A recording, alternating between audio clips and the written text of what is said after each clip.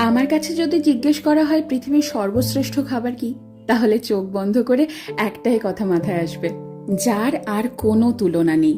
আমরা মধ্যমগ্রাম বাজার গিয়ে একেবারে বর্ষার ইলিশ কিনে এনেছি।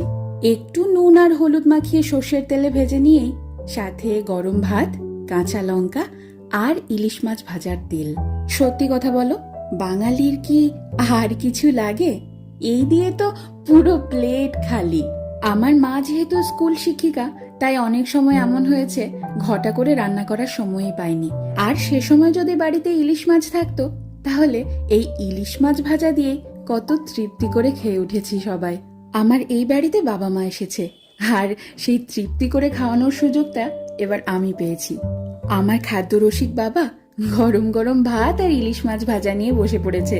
দেখো কত মজা করে খাচ্ছে, দেখেও যেন তৃপ্তি আসছে আমার।